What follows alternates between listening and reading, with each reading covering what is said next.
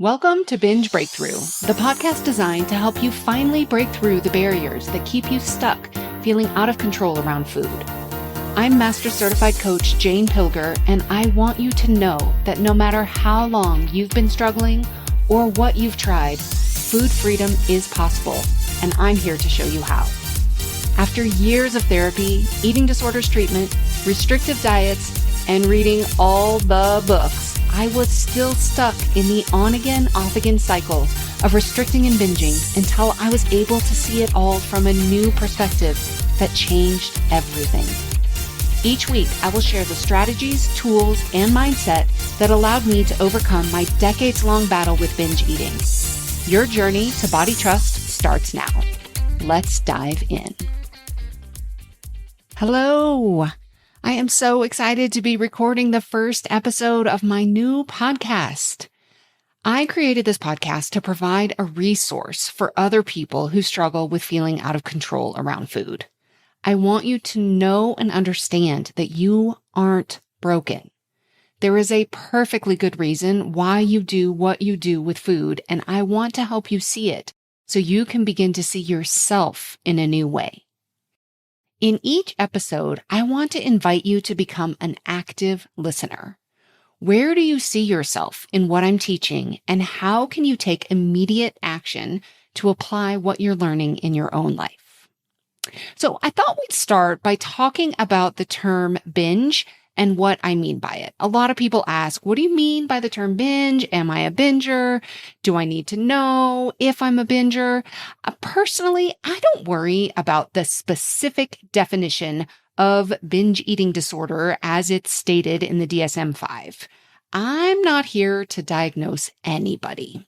But in general, the way that I think about a binge is by these contexts. So large amounts of food eaten in a short period of time, typically more than what someone might usually eat.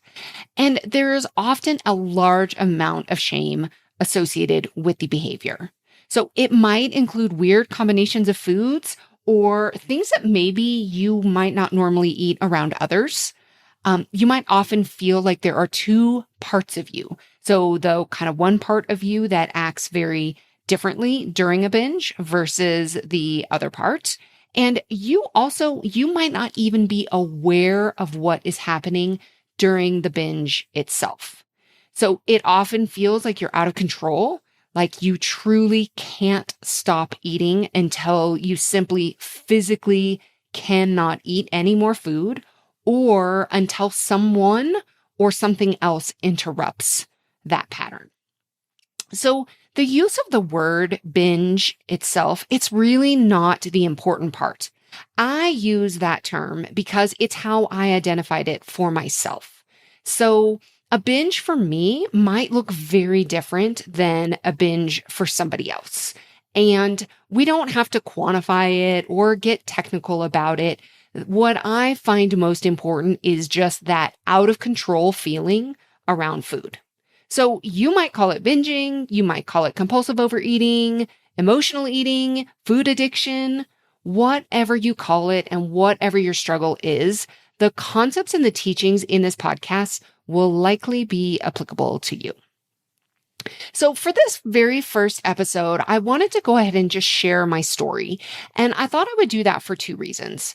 Number one, so you can understand that I've been there. I know what it's like to feel helpless and out of control around food. And I also know what it's like to finally find peace and ease around food. And the second reason is so that you might be able to see a little bit of yourself in my own story. So as I share my story with you, see if you can find any similarities with your own background and your personal history. Maybe by listening, you might even put a few pieces of your own puzzle together as I share my experience with you. So let's dive in. So as a baby, I was really sick. I couldn't keep any food down. I was really weak. I had some developmental delays because I wasn't able to keep the food down because I was so sick. And my mom had a really hard time soothing me. And so fast forward a little bit later as a child, I started using food to soothe. I don't have a lot of real specific memories about it, but I do have one memory of hiding in the pantry, eating brown sugar out of the jar with a spoon. And this kind of soothing with food, it was really intermittent. I didn't have any issues with my weight growing up. I didn't have anybody telling me what or how much I should eat.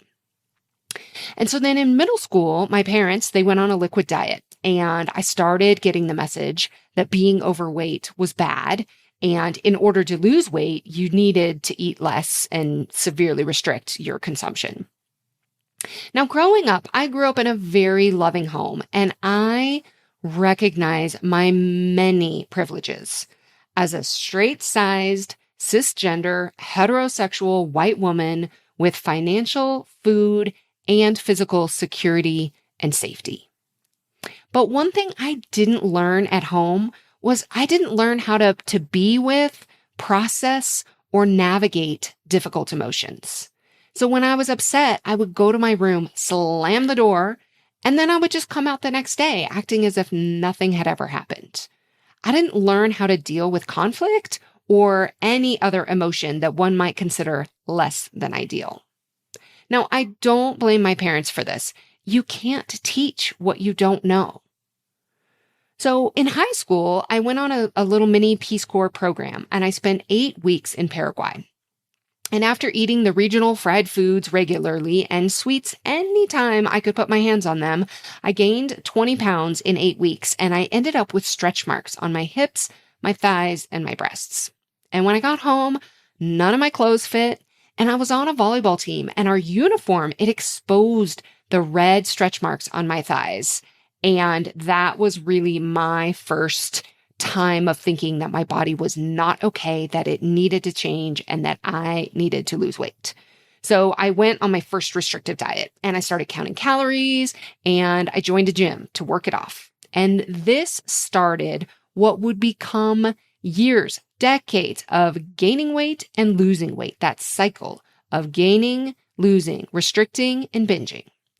So then when I went to college, I didn't know anyone. I didn't make the volleyball team, and I was feeling really alone and abandoned by my core group of friends from home. I was experiencing these emotions I did not have a name for, and I did not know what to do with them. And my first binge, it happened my first semester of college. So I received a care package filled with miniature candy bars from this local church I had attended one time. And I was so upset when I got this package. I was thinking they didn't even know me or care about me.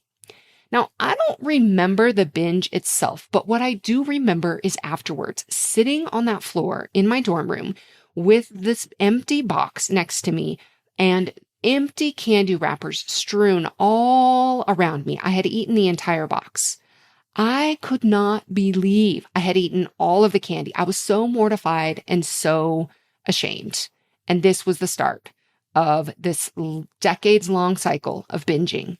I kept dieting, trying to lose weight, and every time I binged, I was even more concerned about gaining more weight, so the restriction amped up. The more I restricted, the more I binged. I was either eating lean cuisine and cottage cheese, or I was eating boxes of macaroni and cheese, half gallons of ice cream, boxes of cookies, cakes, muffins, and donuts.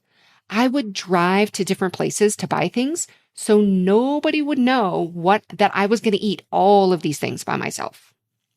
So for most of my college life, I lived on my own, which made binging much easier.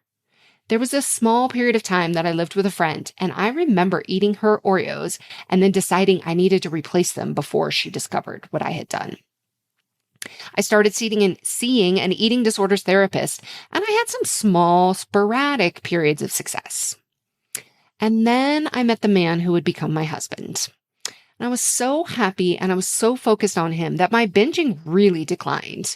And I was just focused on becoming my best, most healthy self for the wedding. But shortly after we got married, I started binging again, and it was all in secret. I did not want him to know what I was doing. So I would drive around from one convenience store to another, then to the bakery, the drive-thru, and maybe the grocery store, buying 1 or 2 things at each place, just enough to give me enough that I could eat while driving to the next place. And then before I got home, I would stop at a gas station and I would throw away all of the wrappers so there wouldn't be any evidence of this terrible thing that I had done. I often did not eat dinner. I would just tell him that my stomach hurt, and it was true. And with my past digestive history, this was a pretty easy excuse. I really was not myself after a binge. I was very closed off and removed, and I often was so irritable and easily angered. I continued seeing a therapist, and she finally convinced me to talk to my loved ones.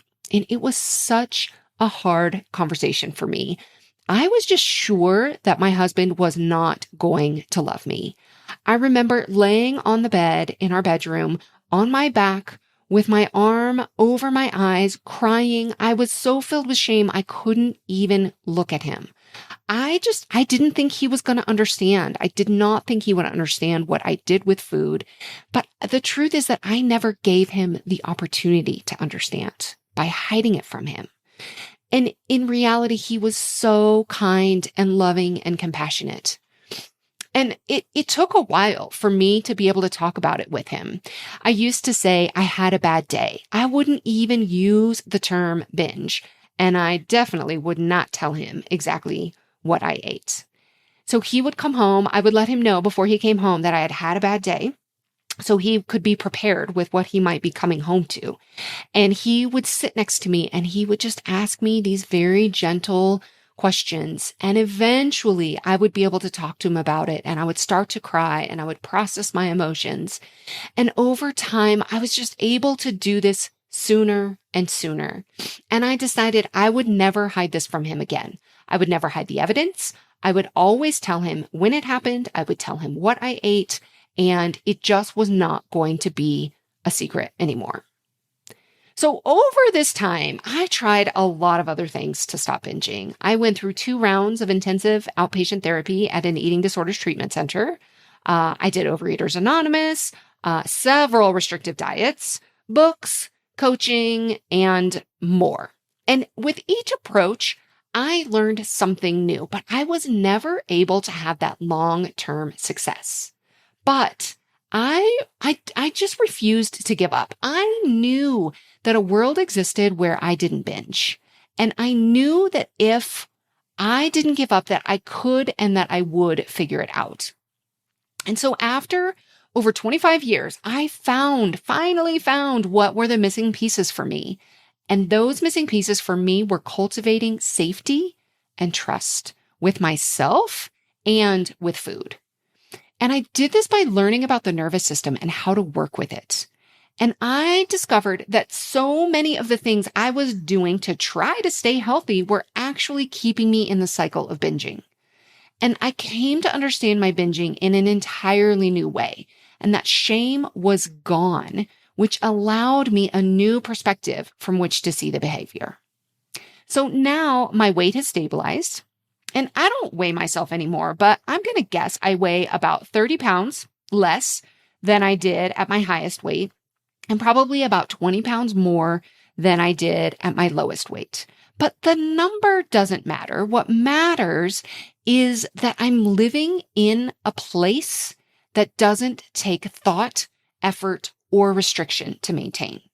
I don't have to plan ahead, bring any food with me, or worry about what will happen on holidays or special occasions. Now, I still have days where I have negative body image chatter, or I think it would be better if something were different, but I recognize it's normal to think that way. I'm a human living in a human body, and I can generally remind myself the size and shape of my body is not at all tied to my worthiness or my lovability. So now, when I look back on my history, I can see how all of it makes so much sense. And this is what I love to do with my clients. I love to help them understand, how does it make sense?